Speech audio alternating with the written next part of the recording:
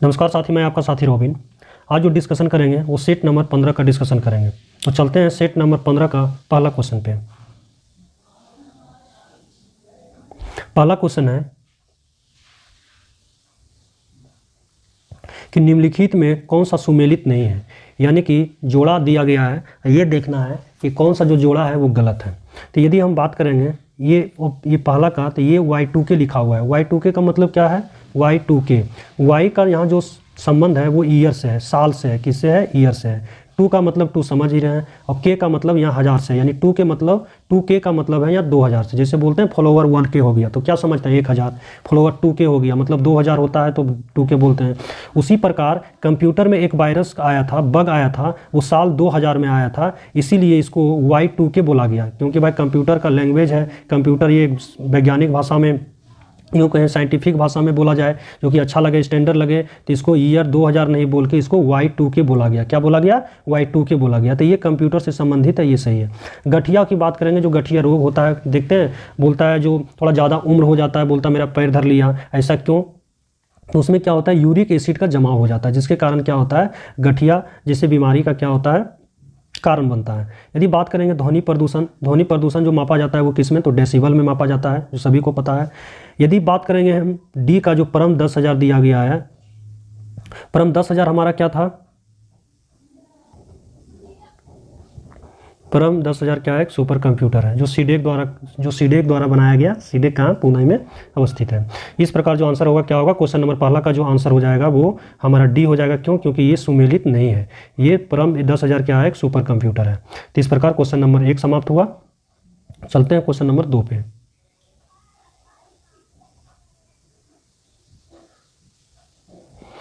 Question number 2 है विद्युत चुंबकीय प्रेरण पर आधारित युक्ति, यानी कि वैसा युक्ति जो विद्युत चुंबकीय प्रेरण के सिद्धांत पे कार्य करता है।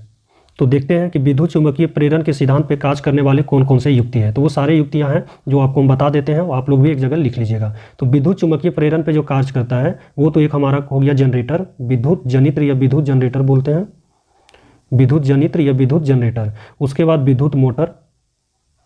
विद्युत मोटर, उसके बाद डायनमो, फिर ट्रांसफार्मर भी हमारा इसी सिद्धांत पे कार्य करता है, ट्रांसफार्मर। तो इस प्रकार जो है इतनी सारी बातें याद रखेंगे। कौन कौन सा? तो जनरेटर को याद रखेंगे, विद्युत मोटर, डायनमो और ट्रांसफार्मर।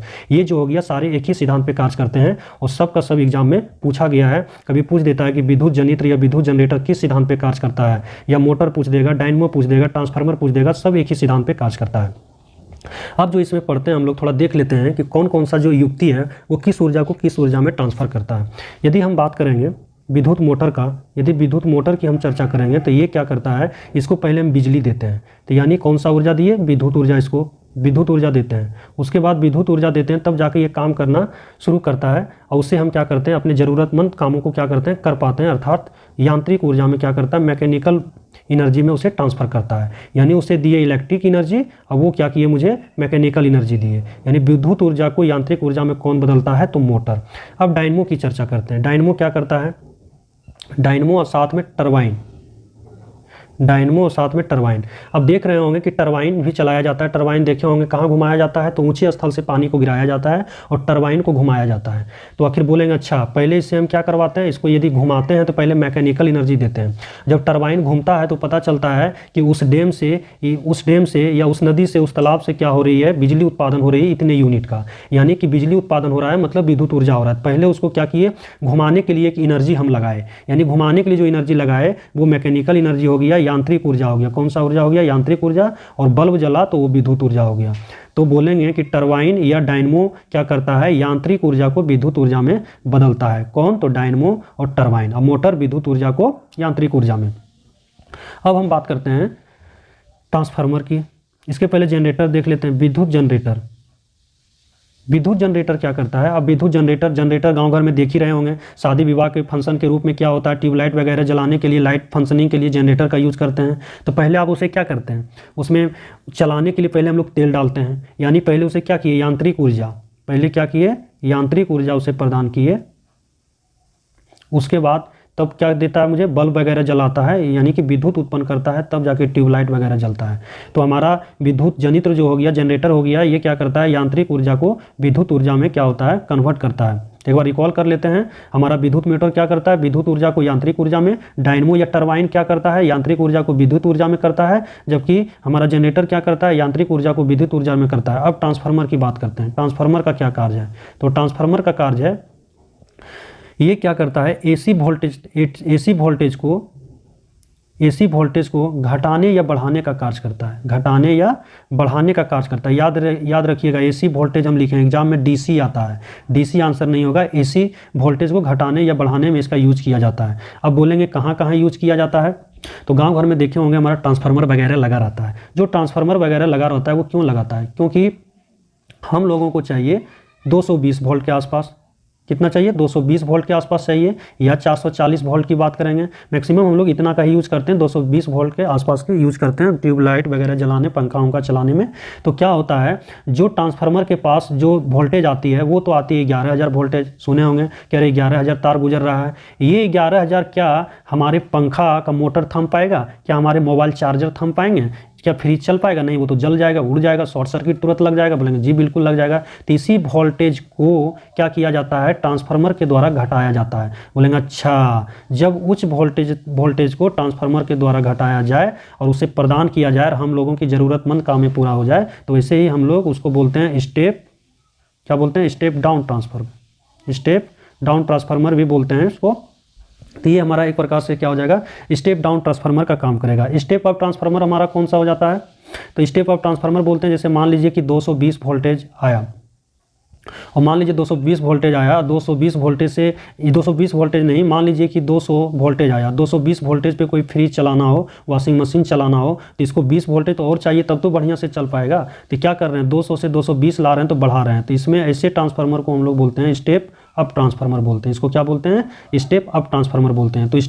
तो ट्रांसफार्मर दो प्रकार का हो जाता है हमारा, एक होता है स्टेप अप ट्रांसफार्मर, एक होता है स्टेप डाउन ट्रांसफार्मर होता है। स्टेप अप ट्रांसफार्मर जिसमें वोल्टेज कम हो और उसे क्या करें, किसी चीज़ को चलाना हो, वॉशिंग मशीन वगैरह को ज़्यादा वोल्टेज पे, तो क्या करेंगे, वोल्टेज बढ़ाने के लिए, कम से ज़्यादा में लाने के लिए उसे स्टेप अप का यूज़ करेंगे। और स्टेप डाउन में मान लीजिए जैसे बैटरी, हमारा मोबाइल चार्जर है, मोबाइल चार्जर क्या है, हमारे सर्किट में जो आता है वो 220 वोल्ट के आसपास आता है वोल्टेज। अब मान लीजिए अब मोबाइल में यदि 220 वोल्टेज आएगा, क्या वो थम पाएगा, नहीं। इसीलिए उसके जो चार्जर में होता है एक ट्रांसफार्मर लगा होता है, 220 वोल्टेज को कम करके जो चाहिए चार्ज होने के लिए वोल्टेज वो दिया जाता है, सप्लाई किया जाता है। इस प्रकार शायद ट्रांसफार्मर भी आप लोगों को समझ में आया होगा। तो ट्रांसफार्मर दो प्रकार का, step up, step down. Step up का एग्जाम्पल हो गया वॉशिंग मशीन हो गया, फ्रिज कूलर वगैरह में यूज़ करते हैं। स्टेप डाउन में मोबाइल चार्जर हो गया, पावर ग्रिड वगैरह हो गया, ये सब में हम लोग यूज़ करते हैं, जो अभी बताया आपको।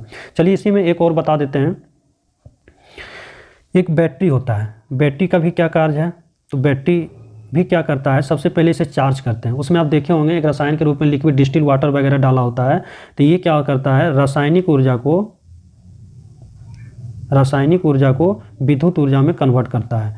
रासायनिक ऊर्जा को विद्युत ऊर्जा में क्या करता है, बैटरी कन्वर्ट करता है, जिसको हम लोग स्टोरेज बैटरी बोलते हैं। अच्छा, ये जो बैटरी को पहले हम लोगों को चार्ज भी करना पड़ता है। देखे होंगे कि बोलते हैं बैटरी डिस्चार्ज हो गया, जैसे बैटरी हमारा इन्वर्टर में लगा होता है, जैसे बैटरी हमारा लगा होता है गाड़ी वगैरह में लगा होता है, हमारा ट्रेन के इसी कोच में भी बैटरी होता है, जितने सारे 4 व्हीलर चल रहे हैं सब में बैटरी लगी होती है।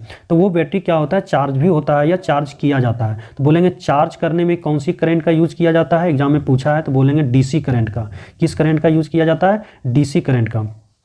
यानी ये जो उसको तो मिलता है अल्टरनेटिंग करंट, लेकिन ये जो स्टोरेज होता है बैटरी में वो करंट के रूप में होता है, डीसी करंट के रूप में। क्योंकि हम जो चार्ज करते हैं वो तो लाइन के थ्रू ही चार्ज करते हैं। तो लाइन में हम लोगों को पता है जो हमारे घरेलू वायर में जो करंट बहती है वो बहती है अल्टरनेटिंग करंट बहती है, जिसको बोलते हैं प्रत्यावर्ती धारा। लेकिन जो बैटरी जो चार्ज होती है उसमें जो विद्युत धारा के रूप में जो जमा होती है वो होती है डायरेक्ट करंट के रूप में होता है। किस करंट के रूप में होता है, डायरेक्ट करंट के रूप में होता है। यही वजह है बचपन में बोला जाता था बैटरी वगैरह में मत सटो, तो छोड़ेगा भी नहीं, क्योंकि कंटिन्यू इससे धारा प्रवाहित होती रहती है। तो आज के बाद याद रखना है बैटरी में स्टोरेज के रूप में जो ऊर्जा रहती है, विद्युत ऊर्जा, वो रहती है डीसी के रूप में। तो ये शायद बातें आप लोगों को समझ में आया होगा।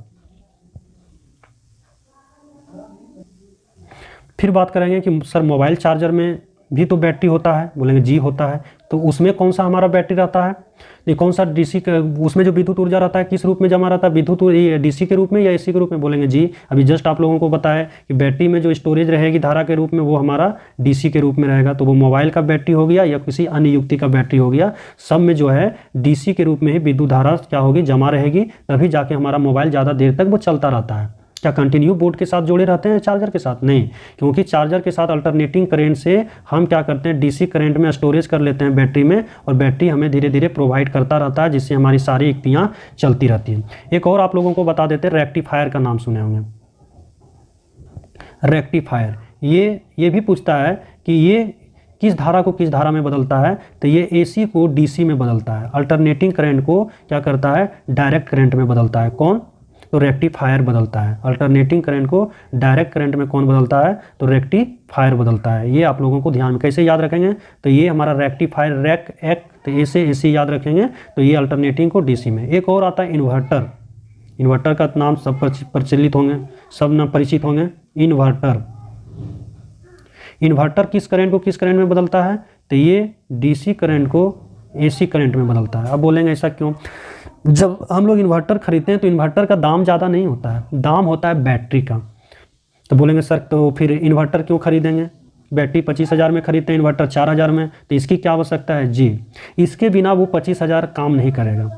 यही इन्वर्टर क्या करता है, जो बॉक्स के रूप में आप लाते हैं, ये जो हमारे सर्किट से जो अल्टरनेटिंग करंट, जो ये हमारा जो करंट जो हमारा डीसी रहता है, सॉरी एक मिनट, ये क्या करता है इन्वर्टर, क्योंकि हमारा बैटरी में तो जो बैटरी जो हमारी चार्ज हुई उसमें तो स्टोरेज है डीसी डायरेक्ट करंट। अब ये बताइए, जब लाइन कट जाता है घर में और इन्वर्टर लगा हुआ होता है तो उसके बाद तुरंत बल्ब पंखा चलने लगता है, जलता है, बोलेंगे जी इसका मतलब जैसे जल रहा है, तो बोलेंगे अल्टरनेटिव करंट है, बोलेंगे जी बिल्कुल है। तो उसी स्टोरेज बैटरी में तो हमारा डायरेक्ट करंट है, डायरेक्ट करंट है, तो उस करंट से तो हमारा दिक्कत होगा। तो उसी करंट को क्या किया जाता है, कन्वर्ट किया जाता है इस अल्टरनेटिव करंट में, ताकि हमारी सारी युक्तियाँ बढ़िया से जले, और जले नहीं, वो जले का मतलब वो नष्ट नहीं हो, बढ़िया से वो प्रकाशित हो और यूज कर सके उसको। तो इन्वर्टर इसीलिए हम लोग यूज़ करते हैं कि स्टोरेज बैटरी में जो डायरेक्ट करंट हम लोग स्टोर करते हैं उसको अपने यूज के लिए इन्वर्टर के माध्यम से उसके डायरेक्ट करंट को अल्टरनेटिव करंट में बदल लेते हैं। इस प्रकार आप लोगों को याद रहना चाहिए कि रेक्टिफायर की यदि बात करेंगे तो रेक्टिफायर में क्या होगा, एसी से डीसी में जाएगा, एसी से डीसी में। यदि इन्वर्टर की बात करेंगे तो ये बैटरी से याद रखना है कि बैटरी, और खास करके ये सबसे ज़्यादा अपने घरेलू चीज़ में जो यूज होता है उस पर ध्यान दीजिएगा। घर में, अच्छा जब भी घर, जिसके भी घर में इन्वर्टर होगा वो आज के बाद सोचेंगे इन्वर्टर का क्या कार्य है, कौन कौन सी धारा किस धारा में परिवर्तित होता है। जैसे इन्वर्टर के बारे में सोचेंगे, कहेंगे अच्छा इन्वर्टर के साथ साथ बैटरी है, तो बैटरी तो हमारा चार्ज हो रहा है, उसमें डीसी करंट है, स्टोर कर लिए। अब ये डीसी करंट को हम लोग क्या करेंगे, स्टोर तो कर लिए, यानी चार्ज कर लिए बैटरी को। अब इसको चार्ज कर लिए तो यूज़ करेंगे ना भाई, कब यूज़ करेंगे, जब लाइन कट जाएगा। तो लाइन कट जाएगा तो डीसी को तो, लेकिन हम जब यूज़ करेंगे तो हमको तो चाहिए एसी भैया, बोलेंगे जी चाहिए। तो बैटरी कहेगा भैया हमारे पास डीसी करंट है, अब इसको जैसे चाहो, यदि हमसे यूज होता है तो करवा लो, अदरवाइज तुम छोड़ दो या दूसरे को लाओ जो हमारे डीसी को एसी में बदले। बोले जी है मेरे पास। इन्वर्टर को खोजते हैं, इन्वर्टर को लाया, बोला ठीक है रुको हम डीसी को एसी में बदलते हैं। इन्वर्टर डीसी को एसी में बदलता है। तो आज के बाद शायद आप लोग कभी नहीं भूलेंगे, इन्वर्टर का कार्य क्या है, घर में जो बैटरी है उसके करंट को अल्टरनेटिंग करंट में बदलता है, और जबकि रेक्टिफायर का काम क्या है, अल्टरनेटिंग करंट को डायरेक्ट करंट में बदलता है। तो इस प्रकार शायद सारी बातें आप लोगों को बता दिए। बैटरी में जो धारा के रूप में स्टोरेज होती है वो डीसी के रूप में होती है। मोबाइल चार्जर में जो स्टोरेज बैटरी होती है, मोबाइल चार्जर में भी जो बैटरी लगी होती है उसमें भी डायरेक्ट करंट के रूप में क्या होती है, धारा हमारा स्टोरेज रहती है। तो शायद सारी बातें आप लोगों को एक जगह हम बता दिए, शायद आप लोगों को समझ में आया होगा। अच्छा एक चीज़ और इसमें पढ़ लेते हैं, जो विद्युत का हमारा जो रूपांतरित होता है एक ऊर्जा से दूसरे ऊर्जा में, तो एग्जाम में ये भी पूछा है क्या यदि रासायनिक ऊर्जा से विद्युत ऊर्जा में यदि हमारा क्या हो रहा है, ऊर्जा का रूपांतरण हो रहा है, तो क्या ऊर्जा का कोई ह्रास होता है, बोलेंगे जी नहीं। एग्जाम में आपको फंसाने के लिए देगा 5% का ह्रास, 2% का ह्रास, इस प्रकार है। ऊर्जा का प्रिंसिपल सिद्धांत यही कहता है कि ऊर्जा को ना तो बनाया जा सकता है ना तो इसे नष्ट किया जा सकता है। ऊर्जा का एकमात्र क्या होता है, एक ऊर्जा से दूसरे ऊर्जा में रूपांतरण होता है, इसमें ऊर्जा का ह्रास नहीं होता है। तो आज के बाद एग्जाम में जब भी आए, क्या यांत्रिक ऊर्जा, डायनमो जो है यांत्रिक ऊर्जा से विद्युत ऊर्जा में बदल रहा है, इसमें ऊर्जा का ह्रास होगा या नहीं, बोलेंगे जी बिल्कुल नहीं होगा, किसी भी 1% का नहीं होगा, क्योंकि ऊर्जा का सिद्धांत ही है, ऊर्जा को ना बनाया जा सकता है ना नष्ट किया जा सकता है। तो चलते हैं क्वेश्चन नंबर 3 पे। इतनी सारी बातें जो भी बताए सब एग्जाम में कहीं ना कहीं पूछा हुआ है, और एक जगह आपको हम बताने का कार्य किए, आप एक जगह इसे लिख लीजिएगा। शायद हम उम्मीद करते हैं आप लोगों को बढ़िया से ये सारी बातें समझ में आई होगी। चलते हैं क्वेश्चन नंबर 3 पे।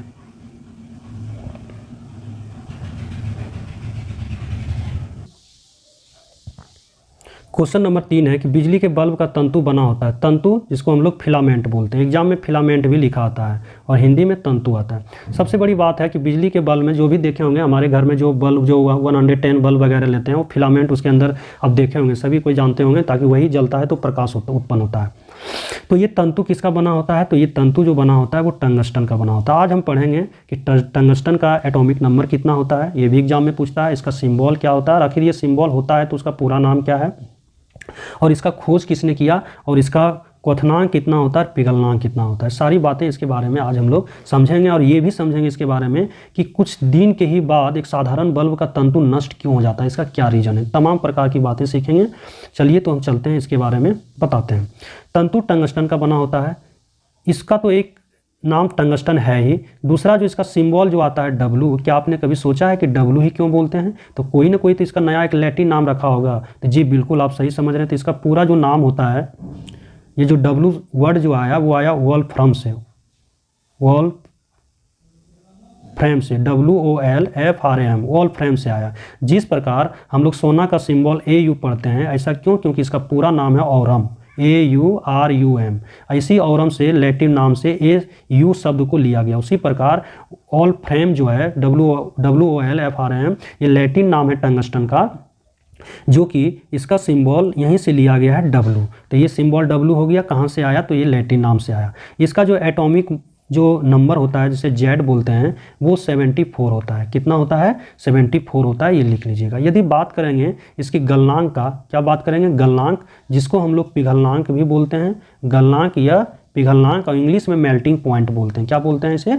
मेल्टिंग पॉइंट बोलते हैं। ये जो इसका मेल्टिंग पॉइंट होता है 3422 डिग्री सेंटीग्रेड होता है। कितना होता है? 3422 डिग्री सेंटीग्रेड होता है। आप लोग अपने से निकाल लीजिएगा कैल्विन में, फॉर्मूला हम बता देते हैं। Temperature in Kelvin minus temperature in degree centigrade बराबर 273। एक्चुअली 273.15 होता है, लेकिन राउंड फिगर में लीजिएगा। अब टेम्परेचर इन डिग्री सेंटीग्रेड में दिया हुआ 3422, तो TC की जगह रख दीजिएगा 34। TC का मतलब टेम्परेचर इन डिग्री सेंटीग्रेड, और TK का मतलब टेम्परेचर इन केल्विन। तो TC की जगह 3422 रख दीजिएगा, उठा के इधर लाइएगा, जोड़ दीजिएगा तो TK निकल जाएगा। तो इस प्रकार आप निकाल लीजिएगा। तो ये गलनांक इसका, ये एग्जाम में पूछता भी है गलनांक।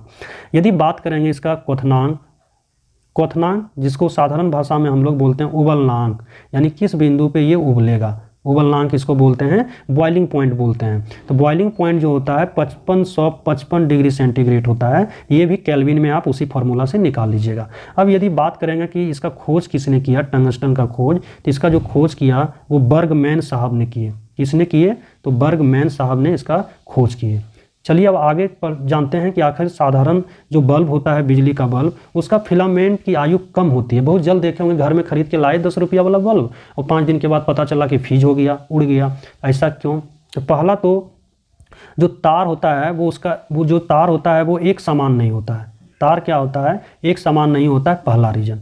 दूसरा रीजन इसका क्या है कि बल्ब जो है पूर्ण रूप से निर्वातित नहीं है। कहेंगे कि बल्ब जो है पूरी तरह से बिना गैस का वो नहीं है। सुने होंगे पारे का गैस वाष्प दाब उसमें क्या होता है, भरा रहता है। तो यही कहने का मतलब है कि यदि पारा के कारण भी कुछ क्या होता है, वो फ्यूज वगैरह हो जाता है। तो यानी पूरी तरह से एक तो निर्वातित नहीं, निर्वातित कहने का मतलब एक जरा हवा उसमें कुछ भी नहीं होना चाहिए, हवा नहीं होना। तो पूरी तरह से तो एक निर्वातित नहीं होना उसके कारण, दूसरा तार का एक समान नहीं होना उसके कारण, और तीसरा जो कारण है वो फिलामेंट का सहायक जो तार होता है वो उच्च ताप पर क्या होता है, गल जाता है, जिसकी वजह से भी वो डैमेज हो जाता है। तो 3 चीज़ें बताया कि एक साधारण बल्ब कम समय में क्यों खत्म हो जाता है, नष्ट हो जाता है, बर्बाद हो जाता है, उड़ जाता है। तो तार का एक समान नहीं होना, दूसरा सहायक तार क्या होता है, उच्च तापमान पे गल जाना, तीसरा बल्ब पूरी तरह से निर्वातित नहीं रहना, निर्वातित का नहीं होना। ये हो गया। अब एक और एग्जाम में पूछता है कि जलते हुए बल्ब में जो है तापमान कितना डिग्री होता है। जलते हुए बिजली बल्ब जो होता है उसके फिलामेंट का ताप कितना होता है। तो ये याद रख लीजिएगा,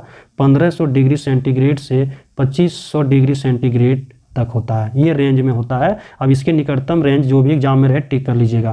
तो जितनी सारे बातें आपको बताए ये टंगस्टन के बारे में एक जगह लिख लीजिएगा। सब का सब एग्जाम में पूछा हुआ है। हमने प्रयास किया एक जगह बताने का, आप इसको रिवाइज करते रहिएगा। आज के बाद जब भी टंगस्टन से सवाल पूछेगा तो इससे बाहर नहीं पूछेगा, और उम्मीद करते हैं कि एग्जाम में ये क्वेश्चन आपसे बनेगा। तो चलते हैं क्वेश्चन नंबर 4 पे।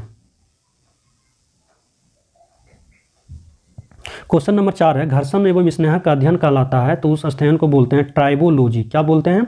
ट्राइबोलॉजी। घर्षण एवं स्नेहक का अध्ययन ट्राइबोलॉजी कहलाता है। अब बात है क्रायोजेनिक्स क्या होता है, तो निम्न ताप पर वस्तु में निम्न ताप पे वस्तु में जो उत्पन्न व्यवहार होता है वो उसका अध्ययन किया जाता है क्रायोजेनिक्स पे, यानी बहुत कम तापमान पे वस्तु में उत्पन्न व्यवहार का पता लगाने के लिए किया जाता है। होरोलॉजी में समय का अध्ययन किया जाता है। किसका अध्ययन किया जाता है? समय मापक विज्ञान का जो अध्ययन किया जाता है, समय मापक विज्ञान का जहाँ अध्ययन किया जाता है वो होरोलॉजी कहलाता है। यदि सेलेनोलॉजी की बात करेंगे तो सेलेनोलॉजी में चंद्रमा का अध्ययन किया जाता है। किसका अध्ययन? चंद्रमा का अध्ययन। तो इस प्रकार सारे ओड टाइप के हैं, इसको लिख लीजिएगा। जनरली जो हल्का होते हैं वो सबको तो पता ही है। तो घर्षण एवं स्नेह का अध्ययन ट्राइबोलॉजी, सेलेनोलॉजी में चंद्रमा का अध्ययन, होरोलॉजी में समय मापक का अध्ययन किया जाता है, क्रायोजेनिक में निम्न तापमान पर वस्तुओं में उत्पन्न का व्यवहार का अध्ययन किया जाता है। इस प्रकार क्वेश्चन नंबर 4 समाप्त हुआ। चलते हैं क्वेश्चन नंबर 5 पे। क्वेश्चन नंबर 5 है कि पौधों की वृद्धि के संबंध में निम्नलिखित में कौन मैक्रोन्यूट्रिएंट है? ये बोलेंगे सर बार बार क्वेश्चन आते हैं। जी बिल्कुल लाते हैं। एग्जाम में कुछ नहीं करता है, वो क्या करता है, लैंग्वेज बदलता है। क्वेश्चन का आंसर सब एक ही, मैक्रोन्यूट्रिएंट। मैक्रो एक सुने होंगे, जब पढ़े होंगे आप लोग अर्थशास्त्र, तो एक मैक्रो होता है, एक माइक्रो होता है। दोनों अलग अलग चीज़ें हैं। मैक्रो का मतलब होता है बड़ा, बृहद पैमाने पे। माइक्रो का मतलब छोटा होता है, लघु पैमाने पे।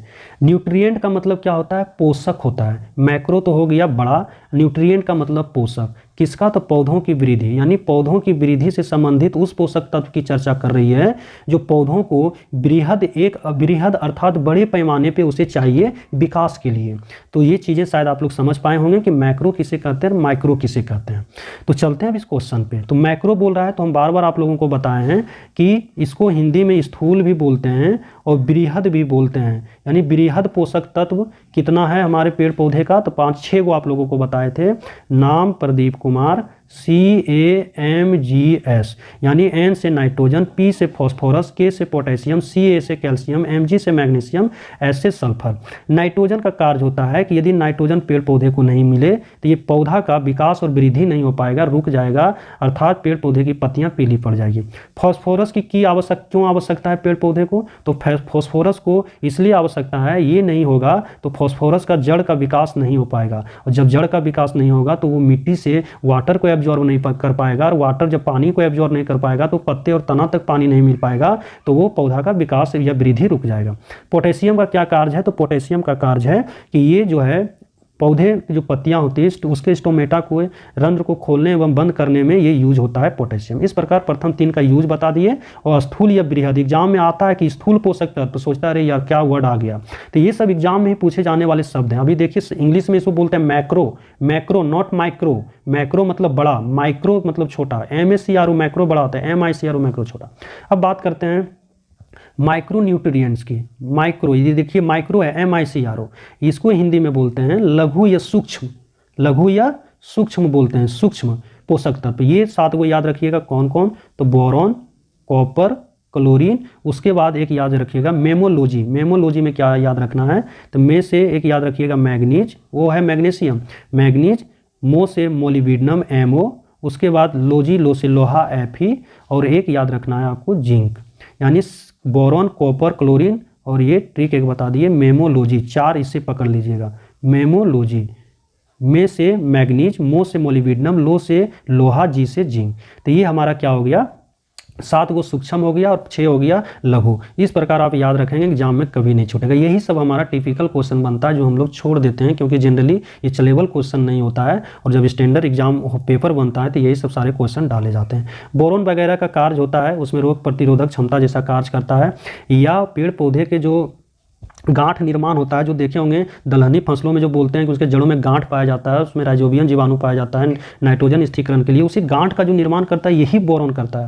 और एक तरह से उसका एंटीबायोटिक, ये प्रतिजैविक के रूप में भी, उसमें एंटीबॉडी के रूप में भी ये काम करता है। इस प्रकार उसका यूज और 7 बता दिए, आप इसे रट लीजिएगा। पहला 6 मैक्रो का भी याद रखिएगा, तो ये ऑटोमेटिक ऑप्शन से छांट लीजिएगा। अब इसका आंसर पे चलते हैं कि पौधों की वृद्धि के संबंध में मैक्रो यानी बड़ा पूछ रहा है, स्थूल पूछ रहा है।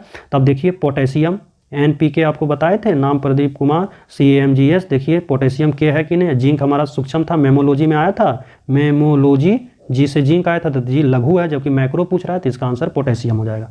क्वेश्चन नंबर चलते हैं हम लोग 6 क्वेश्चन नंबर 6 की बात करेंगे। निम्न जोड़ों में कौन सा जोड़ा सही सुमेलित है? तो अस्कर्बी सभी लोगों को पता है कि ये विटामिन सी के कारण होता है। किसके कारण होता है? विटामिन सी के कारण होता है, जबकि ये थायमिन विटामिन B1 को बोलते हैं। यदि ट्यूबरकुलोसिस की बात करेंगे, जिसको टीबी बोलते हैं, जिसको क्या बोलते हैं? ट्यूबरकुलोसिस को हम लोग टीबी बोलते हैं, हिंदी में तपेदिक बोलते हैं, क्षय रोग बोलते हैं, या राज यक्षमा, या इसको हम लोग यक्षमा रोग भी बोलते हैं। ये जो होता है ट्यूबरकुलोसिस जीवाणु के ही कारण होता है, तो ये एटीएस का यहाँ कोई लेना देना नहीं है। टिटनेस की यदि बात करते हैं, जिसको हिंदी में क्या बोलते हैं? धनुष्टंकार रोग बोलते हैं, लॉकजॉ रोग भी बोलते हैं, ये बहुत ही फेमस है। तो ये जो खुद टिटेनी जीवाणु के कारण होता है। लेकिन बीसीजी जो होता है, बेसिलस कॉमेट गोविन जो होता है, ये हमारा क्या होता है? बेसिलस कॉमेट गोविन ये एक प्रकार का वैक्सीन होता है जो इस्तेमाल किया जाता है टीबी रोग में किया जाता है, क्षय रोग में किया जाता है। किस रोग में? क्षय रोग या राज यक्षमा रोग में किया जाता है, बच्चों में, जो कि जन्म के तुरंत बाद या उसके 12 माह के अंदर लगाया जाता है। तो ये भी इसका आंसर नहीं होगा। मलेरिया की बात करेंगे तो ये क्लोरोक्विन, ये दवा सब लोगों को पता है कि ये जो होता है मलेरिया के लिए जो दवा यूज़ किया जाता है क्लोरोक्विन। तो इस प्रकार जो हमारा इसका आंसर जो सही सम्मिलित जोड़ा है वो क्या होगा? मलेरिया हो जाएगा। तो चलते हैं क्वेश्चन नंबर 7 पे।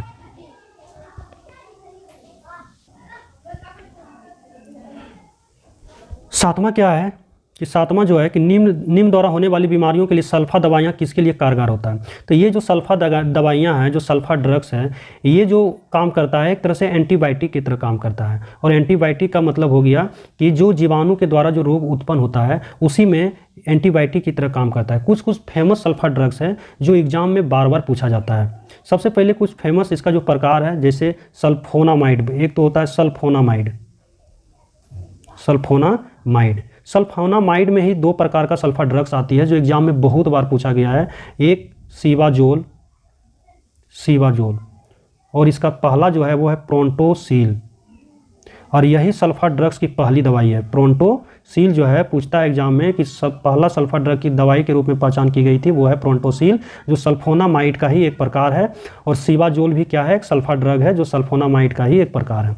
दूसरा जो एक आता है इसका सल्फाडाइजिन, ये भी एग्जाम में बहुत बार पूछा है, सल्फाडाइजिन। तो एक देख रहे हैं कि सल्फा ड्रग सल्फा से ही स्टार्टिंग है, तो ये सब ध्यान रखना है। और एग्जाम में ये भी पूछा गया कि सल्फा दवाइयाँ क्या है? तो एक प्रतिजैविक है। क्या है? प्रतिजैविक है, एंटीबायोटिक है। तो इस प्रकार ध्यान देना है। एंटीबायोटिक दवाइयाँ हैं सल्फा ड्रग, तो किस में काम आता है? तो जीवाणु द्वारा उत्पन्न रोग को ठीक करने में इसका यूज किया जाता है। तो इसका आंसर क्या हो जाएगा?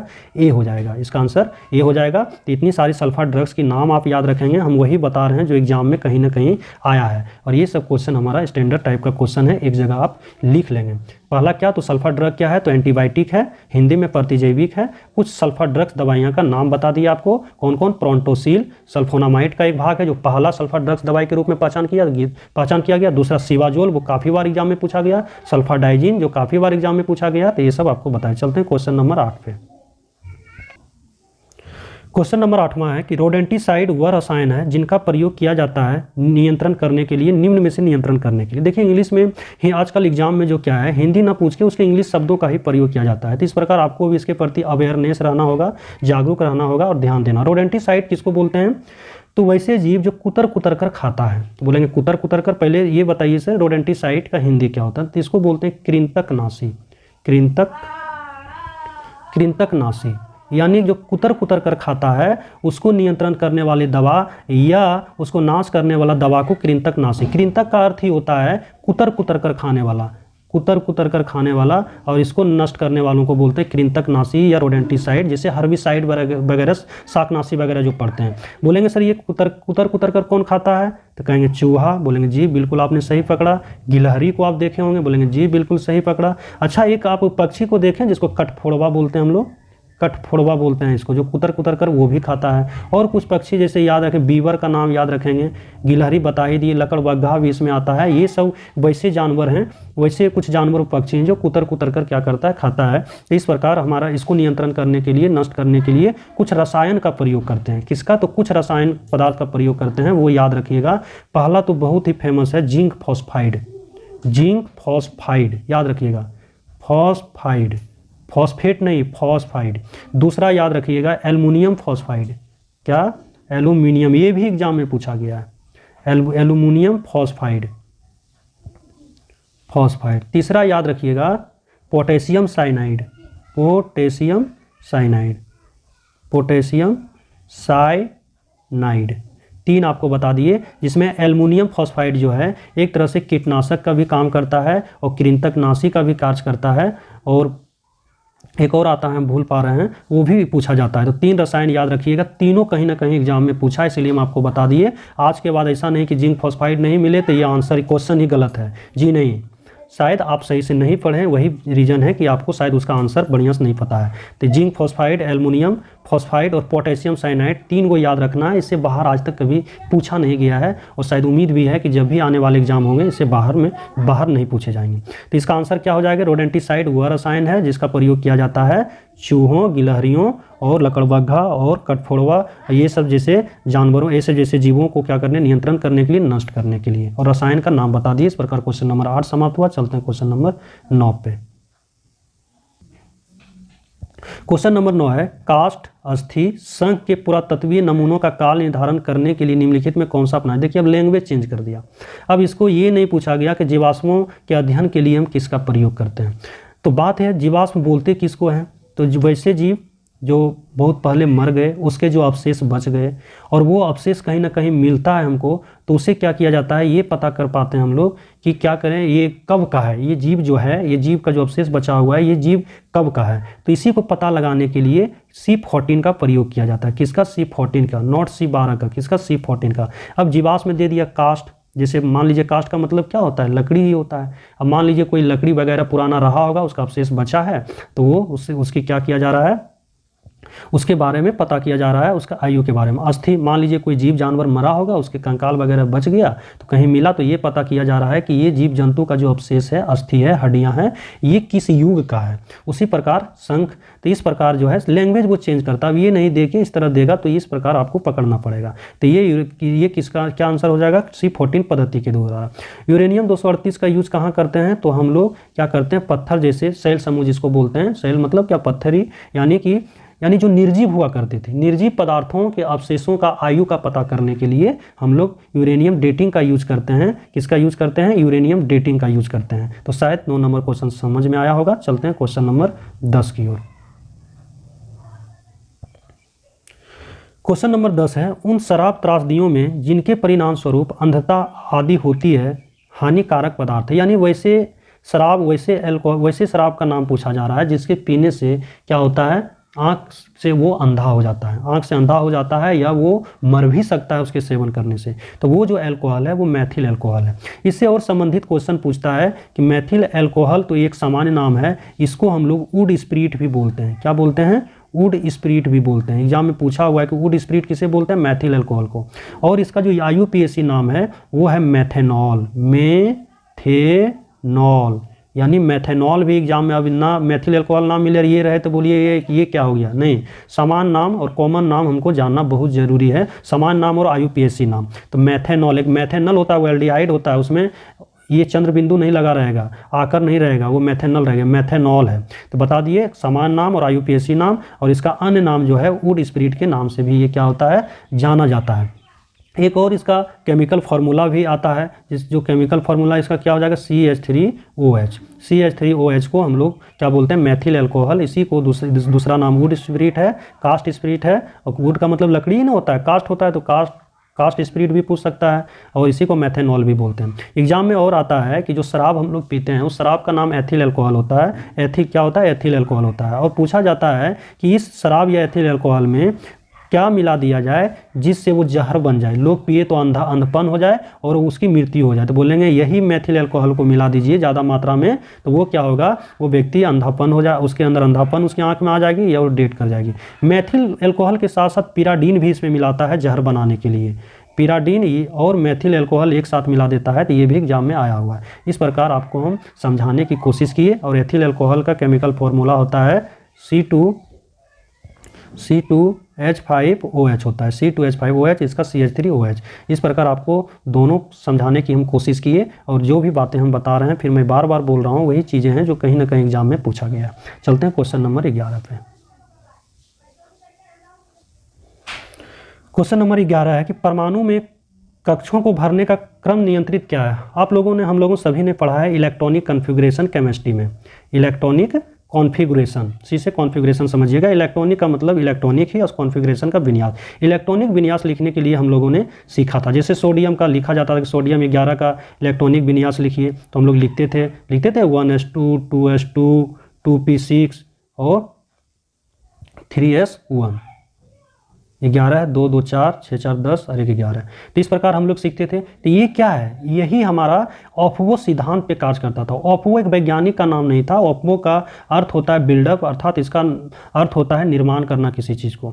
तो ऑफवो एक डायग्राम था, इसी डायग्राम से हम लोग किसी भी परमाणु के उप कक्षा में क्या करते थे, उप कक्षा या उप सेल में हम लोग इलेक्ट्रॉन को भरा करते थे, भरने के लिए सीखते थे। तो ये जो है परमाणुओं के कक्षा में इलेक्ट्रॉन भरने की जो प्रक्रिया है वो किस सिद्धांत पर आधारित है, तो ऑफवो सिद्धांत पे आधारित है। ऑफवो का मतलब होता है किसी चीज का निर्माण करना, बिल्डअप करना।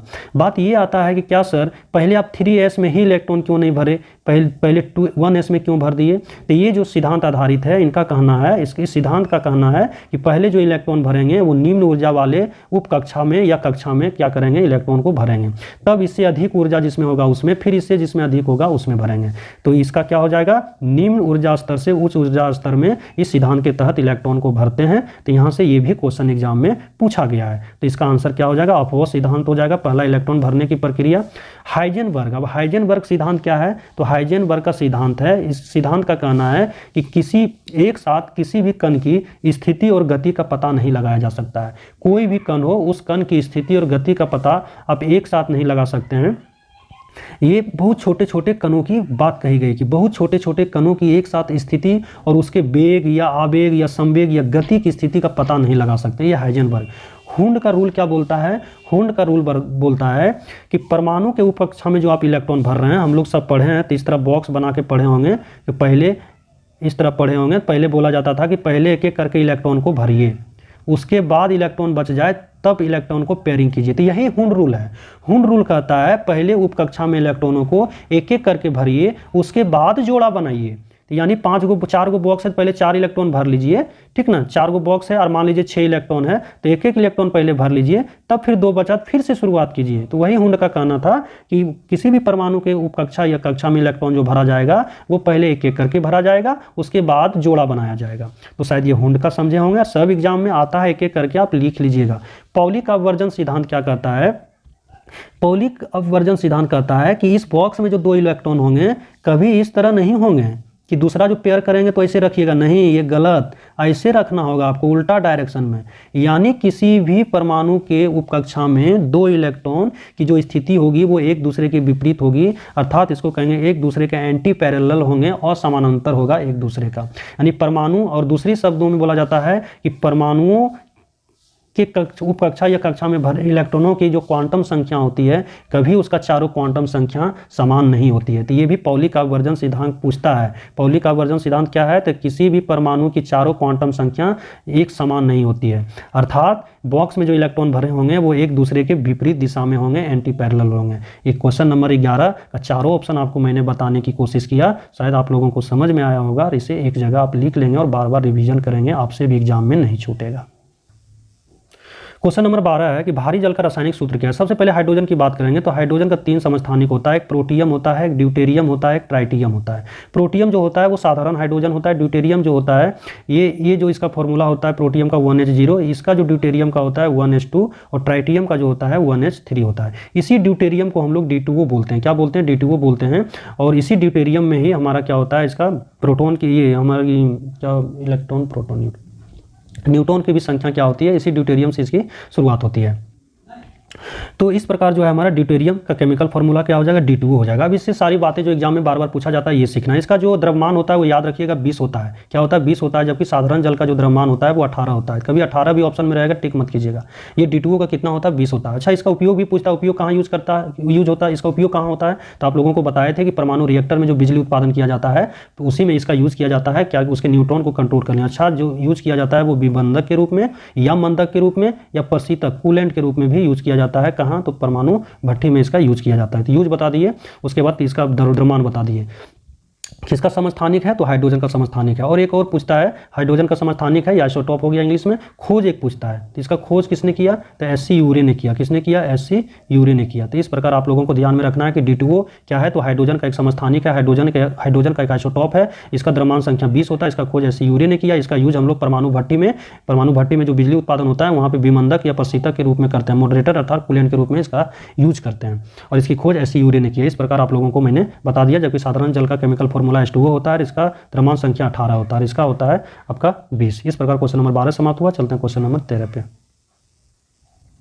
क्वेश्चन नंबर हमारा 13 है कि मधुमक्खी की औसत गति समानता क्या होती है? तो यदि औसत गति पूछा जाएगा तो ध्यान दीजिएगा कि जो औसत गति होता है इसका 21 किलोमीटर पर आवर होता है। 21 किलोमीटर पर आवर होता है। माइल में भी कभी कभी पूछता है, याद रखिएगा 15 मील प्रति आवर होता है ये। और लौटते वक्त जो इसकी गति होती है वो 17 घट जाता है, क्योंकि वो थक जाता है घूमते घूमते, तो ये घट जाता है, ये आ जाता है इसका 17 किलोमीटर पर आवर के आसपास, और 12 माइल प्रति आवर हो जाता है। ये दोनों लिख लीजिएगा। और यदि हम बात करेंगे मधुमक्खी क्या है, तो मधुमक्खी एक प्रकार का कीट प्राणी है जो कि उड़ता है, पंख होता है, आप देखे ही होंगे, कीट प्राणी है। और एक दूसरे को ये पहचान कैसे पाता है जो एक साथ चलता है? तो ये गंध से पहचानता है। किससे पहचानता है? गंध से पहचानता है। ये भी एग्जाम में पूछा है। अच्छा, इसमें एक गति होती है मधुमक्खी में, वो भी एग्जाम में पूछा है, द्रुम दोलनी गति। द्रुम दोलनी गति होता है। और एक और गति होता है गोल गति। देखते हैं गोल गोल ये घूमने लगता है, राउंड मारने लगता है, तो दोनों गति का नाम याद रखिएगा, द्रुम दोलनी गति। और यदि बात करेंगे कि इसका उपयोग कहीं किया जाता है क्या, तो बोलेंगे इसका तो उपयोग होता ही है शहद पालन में, शहद निकालने में इसका यूज होता है, उसके छत से निकलता है। और इसका उपयोग किया जाता है सुरंग में। कहाँ? तो बारूदी यानी बारूद को पता करने के लिए, किसी सुरंग में बारूद का पता लगाने के लिए इसका यूज किया जाता है। ये भी एग्जाम में पूछा है। एक और एग्जाम में पूछा गया है कि मधुमक्खी भाषा पहचान के लिए एक नोबेल मिला था एक व्यक्ति को। आखिर ये भाषा कैसे पहचान पाता है, मधुमक्खी की भाषा को कैसे पहचान पाता है? तो ये केवी फ्रिश को नोबेल पुरस्कार इसी मधुमक्खी भाषा पहचान के लिए मिला था, और ये भी एग्जाम में पूछा गया। तो बता दिया आपको 21 किलोमीटर पर आवर, तो नियरेस्ट जो इसका आंसर है 16 किलोमीटर पर आवर। लौटते वक्त ही दिया है, दोनों में से यदि 21 रहता या 17 रहता, तो इसमें हम मारते न 21 है न 17 है, तो 17 के आसपास 16 है, तो ये आंसर देंगे। माइल में पूछता तो 12 हो जाता, और टोटल हमारा 17 लौटते के वक्त होता है, और जाने के वक्त हमारा जो होता है उसका एवरेज 21 किलोमीटर या हमारा क्या होता है 15 माइल पर आवर होता है। तो ये सब ध्यान में रखना है आपको। सारे मधुमक्खी से संबंधित बातें बताए। चलते हैं क्वेश्चन नंबर 14 पे। क्वेश्चन नंबर 14 है हमारा। क्वेश्चन नंबर 14 क्या है कि सूची 1 को सूची 2 से सुमिलित कीजिए तथा सूचियों को नीचे दिए कूट का उपयोग करते हुए सही उत्तर का चयन कीजिए।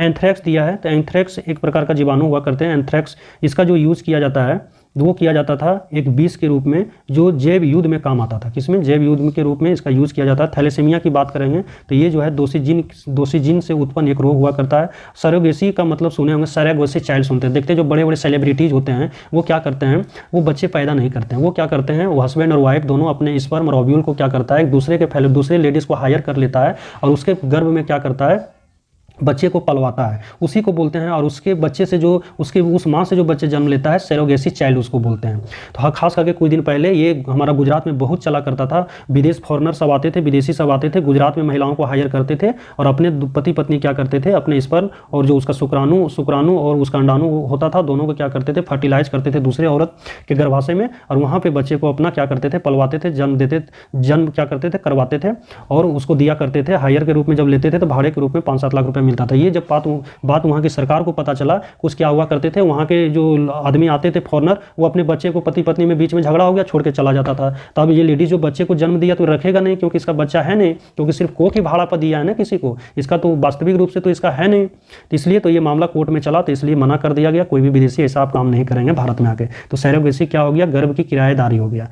ट्रांसजेनिक जो बच गया ये हमारा जीनोम में परिवर्तन करने वाला विज्ञान हो गया। तो इस प्रकार हमारा ए का जो ऑप्शन होगा वो 4, थैलेसीमिया जो हो जाएगा 1, सरोगेसी जो होगा वो हो जाएगा 2 और ट्रांसजेसी जो हो जाएगा वो हो जाएगा 3। 4, 1, 2, 3 इसको आप मिला लीजिएगा। तो चलते हैं क्वेश्चन नंबर 15 की ओर। क्वेश्चन नंबर 15 है कि निम्नलिखित में कौन सा युग सुमेलित नहीं है। तो भारतीय सब्जी अनुसंधान संस्थान वाराणसी यूपी में, ये सही है। केंद्रीय उपोष्ण उद्यान अनुसंधान संस्थान जो है ये आपका श्रीनगर में नहीं, लखनऊ में है। कहाँ है? लखनऊ में है। भारतीय गण अनुसंधान संस्थान सभी को पता है, ये हमारा कहाँ है, लखनऊ में है। भारतीय दलहन अनुसंधान संस्थान कानपुर में है। इसका जो सुमेलित नहीं है वो हमारा बी है, तो इसका आंसर बी हो जाएगा, इसमें ज़्यादा कुछ नहीं है। चलते हैं क्वेश्चन नंबर 16 की ओर। क्वेश्चन नंबर 16 है कि दिए गए कूट से सही उत्तर का चयन कीजिए। एक्चुअली नीचे कूट स्पेस नहीं बचता है, इसीलिए हम लोग कूट को नहीं देते हैं। इस तरह के क्वेश्चन आप एक जगह मिला लीजिएगा इसी पे। तो क्या होता है बीरबल सैनी, ये बीरबल सैनी किससे संबंधित है? तो बीरबल सैनी जीवाश्म वनस्पति विज्ञान से संबंधित है। किससे संबंधित है? जीवाश्म वनस्पति विज्ञान से, यानी 3। और केसी मेहता जो है पादप रोग विज्ञान से संबंधित है। किससे? पादप रोग विज्ञान से, तो बी का 4। पीसी माहेश्वरी की यदि बात करेंगे तो भ्रूण विज्ञान से संबंधित है, इसका हो जाएगा 2। और एस.एम. स्वामीनाथन की यदि बात करेंगे तो ये हरित क्रांति जो बहुत ही फेमस है, इसका 1। तो 3, 4, 2, 1 इस प्रकार आप मिला लीजिएगा। तो ये सब क्वेश्चन को क्या कीजिए ना, वन लाइनर के रूप में लिख लीजिए कि जो है हमारा जीवाश्म वनस्पति विज्ञान से बीरबल सैनी संबंधित है, जीवाश्म वनस्पति विज्ञान से केसी मेहता संबंधित है हमारा पादप रोग विज्ञान से। तो इस तरह से आप लिखते रहेंगे तो एग्जाम धीरे धीरे आपको भी अभ्यस्त हो जाएगा और एग्जाम में क्वेश्चन नहीं छूटेंगे। चलते हैं क्वेश्चन नंबर 17।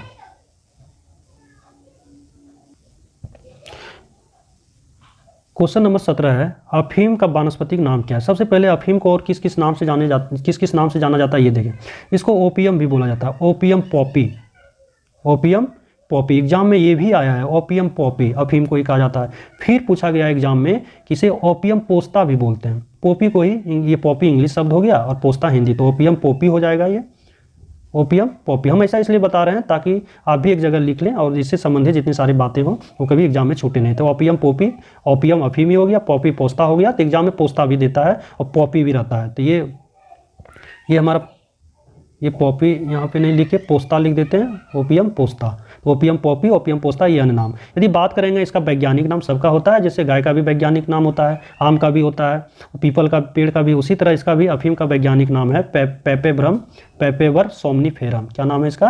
पेपेवर सोमनीफेरम। और अब एग्जाम में पूछा जाता है कि इस अफीम को जो प्राप्त किया जाता है वो किससे प्राप्त किया जाता है? एग्जाम में बहुत बार पूछा गया है। तो ये जो अफीम हमारा प्राप्त किया जाता है वो पौधे के अपरिपक्व समझिएगा, पौधे के अपरिपक्व फल के लेटेक्स से प्राप्त किया जाता है। यानी कच्चे फल को देखे होंगे, जब चीरा मारेंगे उसे दूध निकलता है। लेटेक्स मतलब क्या हो गया? एक प्रकार का उसे दूध निकलता है। यानी कच्चे फल, अध पके फल होते हैं, उसमें चीरा मारकर उससे लेटेक्स निकाला जाता है और उसी से क्या किया जाता है? अफीम का क्या किया जाता है? उसी अफीम प्राप्त किया जाता है। और ये पूछा जाता है कि अफीम किस प्रकार का पौधा है? तो अफीम एक प्रकार का आवृत बीजी पौधा है। किस प्रकार का पौधा है? तो आवृत बीजी पौधा है, यानी कि इसमें बीज पाया जाता है। आवृत बीजी पौधा है, ये भी पूछा गया है एग्जाम में। और अब पूछा जाता है कि जो दूध तो निकाला जाता है, लेटेक्स निकाला जाता है, उसमें अवयव क्या क्या होता है, यानी क्या क्या पदार्थ उसमें पाया जाता है। ये काफ़ी बार एग्जाम में पूछा गया है। तो याद रखिएगा मॉर्फिन, सबसे ज़्यादा मॉर्फिन, उसके बाद मॉर्फिन भी पाया जाता है, हीरोइन पाया जाता है, चरस, ये सब हीरोइन का नाम सुने हैं, कोडीन पाया जाता है, पैपाबेरिन पाया जाता है, ये सब नाम लिख लीजिएगा, नोस्कापीन पाया जाता है। ये सब एग्जाम में पूछा हुआ है। तो ये सब पाए जाने वाले पदार्थ लिख लीजिएगा। और इन्हीं सब में से पूछता है मुख्य रूप से कौन सा पदार्थ सबसे ज़्यादा, तो मुख्य रूप से मॉर्फिन उसमें ज़्यादा पाया जाता है। तो शायद आप लोगों को ये क्वेश्चन समझ में आया होगा। और इसके बारे में कुछ और बता देते हैं। अफीम का और हम दवा के रूप में यूज़ करते हैं, निद्राकारी या इसी को अवसादकारी, यानी दर्द कम करने के लिए, अवसादकारी या शांतिकारक या दर्द निवारक, सब क्वेश्चन पूछा हुआ है कि दर्द निवारक में इसका यूज़ किया जाता है, निद्राकारी के रूप में, अवसादकारी के रूप में, यानी कि दर्द निवारक में इसका यूज़ करते हैं। जैसे इसको हम यूज़ करते हैं तो क्या होता है? सुस्ता हमारा शरीर पड़ जाता है। जब सुस्त पड़ेगा तो भाई नींद आएगा कि नहीं, यानी दर्द कम होगा ही होगा और शांत रहेंगे। तो शांति, यानी जैसे ही दर्द निवारक के रूप में यूज़ करेंगे तो नींद आएगी, शांत हो जाएंगे, दर्द मेरा कम जाएगा। और एक जो थोड़ा ओड वर्ड आता है अवसादकारी के रूप में, इसका क्या किया जाता है? यूज़ किया जाता है। यानी एक प्रकार का दर्द निवारक दवा है, निंद्राकारी दवा है। तो इस प्रकार सारी चीज़ लिख लीजिएगा। अच्छा, एक और पूछा जाता है, जो अफीम हम यूज़ करते हैं, हीरोइन वगैरह यूज़ करते हैं, अफीम का ही पार्ट है, तो इसका यूज़ करते हैं तो हमारे शरीर के किस भाग को प्रभावित करता है? तो केंद्रीय तंत्रिका तंत्र को, सेंट्रल नर्वस सिस्टम को प्रभावित करता है। तो अफीम से जितना तरह का क्वेश्चन सब बता दिए, वैज्ञानिक नाम, इसका अन्य नाम, किस किस नाम से जाना जाता है, वैज्ञानिक नाम हो गया, इसमें पाए जाने वाले पदार्थ, मुख्य पदार्थ, किससे प्राप्त किया जाता है, किस प्रकार का पौधा है, कहाँ उपयोग किया जाता है, हमारे शरीर के किस भाग को प्रभावित करता है, सारी चीज़ें आप लोगों को बता दिए। शायद आप लोगों को अच्छा लगा होगा। इसे एक जगह नोट कर लीजिएगा। अब जब भी एग्जाम में अफीम से आएगा तो क्वेश्चन नहीं छूटेगा। चलते हैं क्वेश्चन नंबर 18 पे। क्वेश्चन नंबर 18 है कि निम्नलिखित में कौन सा पोषक तत्व दलहनी फसलों में गांठ गठन के लिए, गांठ गठन करने का मतलब ग्रंथि का गठन के लिए। जस्ट अभी कुछ मिनट पहले आप लोगों को हमको इसी सेट में बताए हैं कि ग्रंथि का गठन के लिए दलहनी फसलों की जड़ों जो गांठ पाया जाता है, उसमें जो गांठ पाया जाता है वो हमारा बोरोन तत्व के कारण होता है, बोरोन पोषक तत्व के कारण, जो कि एक प्रकार का सूक्ष्म या लघु पोषक तत्व है पौधा का। नाइट्रोजन का कार्य क्या है, तो पेड़ पौधे की वृद्धि के लिए नाइट्रोजन का होना अति आवश्यक है। और सिलिकॉन तो ना तो मेरा क्या है, ना तो मैक्रो है ना माइक्रो है, ना तो क्या है बृहद पोषक तत्व है, ना तो लघु पोषक तत्व है। और बृहद लघु पोषक तत्व आप लोग को बता ही दिए। चलते हैं क्वेश्चन नंबर 19 में। तो 18 का आंसर बोरन हो जाएगा, 19 में चलते हैं। क्वेश्चन नंबर 19 बढ़िया क्वेश्चन है कि मानव शरीर में प्रोटीन का पाचन निम्नलिखित में से किस अंग से प्रारंभ होता है। शुरू से ही पढ़ते हैं हम लोग का जो पाचन होता है, देखिए मुंह आता है, मुंह से फिर आहार नाल से धीरे धीरे हमारा अमाशय में जाता है, अमाशय के बाद हमारा वो कहाँ जाता है, यकृत में, यकृत छोटी आंत में जाता है, बड़ी आंत में जाता है, फिर एनस के द्वारा क्या होता है वो निकल जाता है। इस प्रकार जो हमारा सबसे पहले जो भोजन का पाचन होता है वो मुंह से होता है। मुंह से जो पाचन होता है वो कार्बोहाइड्रेट का होता है। किसका होता है, कार्बोहाइड्रेट का होता है। बात करेंगे पाचन जो हमारा होता है वो तीन मुख्य रूप से तीन ही का, कार्बोहाइड्रेट का, प्रोटीन का और वसा का, फैट या लिपिड बोलते हैं। यही तीनों का पचना ही होता है, क्योंकि बाकी बात तो पानी विटामिन वगैरह तो ये छोटे जितने न छोटे छोटे कण होते हैं ये डायरेक्ट लेने से ही मिल जाता है, तो इसकी पचाने की आवश्यकता इसको है नहीं। तो ये हमारा मुख्य रूप से ये सब जटिल होता है, जिसे पचाकर इससे मिलने वाले जो ज़रूरतमंद चीज़ हमारे शरीर को ये अति आवश्यक है इसे पचाने के लिए, जिसकी प्रक्रिया हमारे शरीर के विभिन्न भागों में ये क्या होती है, चलती है इसकी प्रक्रिया। तो जो कार्बोहाइड्रेट का पाचन शुभारंभ होता है हमारे मुँह से, कहाँ से होता है, तो हमारे मुँह से होता है। यदि बात करेंगे प्रोटीन जो हमारा वो पचता है वो हमारा अमाशय से पचना शुरू होता है, क्योंकि आप लोगों को हम बताए थे कि हमारा अमाशय का 3 पार्ट, फंडिक पार्ट, ये कार्डियक भाग, फंडिक भाग, उसके बाद और क्या होता है हमारा पायरोलिक भाग होता है। तो फंडिक से, कार्डियक से ही निकलता है हाइड्रोक्लोरिक एसिड हमारा निकलता है, जो भोजन को क्या करता है, क्षारीय भोजन या स्पाइसी भोजन को अम्लीय। फंडिक में हमारा रूगी पाया जाता है जो कांटेनुमादार होता है, जो भूख लगने पे पेट में चुभता है। और पायरोलिक में ही हमारा क्या होता है, जिससे जठर ग्रंथि भी बोलते हैं, उसी से निकलता है हमारा पेप्सिन और एक हमारा निकलता है रेनिन। दोनों एंजाइम है और पेप्सिन प्रोटीन को पचाने का कार्य करता है। तो हमारा मुंह से कार्बोहाइड्रेट पचा, अमाशय से हमारा प्रोटीन का प्रारंभ होता है। अब एक बच गया लाइपेज या फैट बच गया। फैट जो पचता है छोटी आंत में, छोटी आंत का 3 भाग, डेडूनम, जेजूनम और इलियम। इसी डेडूनम से जुड़ा होता है हमारा यकृत, लीवर और पैंक्रियाज, और इसी लीवर से निकलता है हमारा बाइल जूस, जिसका पीएच वैल्यू पीएच वैल्यू नहीं पता है, पीएच वैल्यू इसका 7.7 के आसपास होता है, जो कि क्षारीय नेचर का होता है। यही बाइल जूस क्या करता है, ये जो हमारा फैट जो आता है उसको पचाने का कार्य करता है। तो इस प्रकार तीनों बता दिए। कार्बोहाइड्रेट का पाचन कहाँ से, मुंह से। प्रोटीन का पाचन कहाँ से, अमाशय से, छोटी आंत से। उसके बाद हमारा फैट का पाचन कहाँ से, छोटी आंत से। स्पेशल पूछे तो यकृत से। अमाशय में स्पेशल पूछे तो बोलेंगे किस भाग से, तो पायरोलिक भाग से। इस प्रकार आप एक जगह इसे लिख लीजिएगा। छोटी आंत है, यहाँ पे यकृत भी है, तो यकृत से हमारा स्टार्ट हो जाता है। तो चलते हैं क्वेश्चन नंबर 20। तो ये बता दिए कार्बोहाइड्रेट मुंह से हो गया, अमाशय से प्रोटीन हो गया, और यकृत से हमारा क्या हो जाएगा, फैट हो जाएगा या लिपिड। और यकृत नहीं रहेगा तो छोटी आंत, क्योंकि छोटी आंत का ही भाग है। चलते हैं क्वेश्चन नंबर 20 पे। क्वेश्चन नंबर 20 है कि निम्न द्वारा होने वाली बीमारियों के लिए सल्फा दवाइयाँ किसके लिए कारगर है। तो बताया अभी जस्ट आप लोगों को कि सल्फा दवाइयाँ है क्या, तो एक एंटीबायोटिक है, प्रतिजैविक है, जो जीवाणु द्वारा उत्पन्न रोगों को नियंत्रित करने के लिए इसका प्रयोग किया जाता है। सल्फा ड्रग में आपको बताए थे, सबसे पहला जो सल्फा ड्रग की पहचान की गई थी वो प्रोंटोसिल थी। कौन थी, प्रोंटोसिल थी। उसके बाद बताए थे जो कि सल्फोनामाइड के एक भाग है। उसके बाद सिवाजोल बताए थे, बहुत ही फेमस है। सल्फाडाइजिन बताए थे। इस प्रकार हमारा सल्फा दवाइयाँ का कुछ नाम है, और ये जीवाणु द्वारा उत्पन्न रोगों के लिए एक कारगर होता है। जिस प्रकार पेनिसिलिन एंटीबायोटिक है उसी प्रकार ये भी काम करता है। तो इस प्रकार क्वेश्चन नंबर 20 समाप्त हुआ और सेट नंबर 15 का डिस्कशन समाप्त हुआ। हम उम्मीद करते हैं आप लोगों को सारे के सारे क्वेश्चन समझ में आए होंगे। यदि आए होंगे तो आप सभी का सभी क्वेश्चन का डिस्कशन एक जगह लिख लेंगे, बार बार रिवीजन करेंगे, आप भी इसी तरह डिस्कस कर पाएंगे। जय हिंद साथियों। इसी के साथ जय हिंद साथियों, जय हिंद साथियों। फिर मिलते हैं अगले सेट के साथ।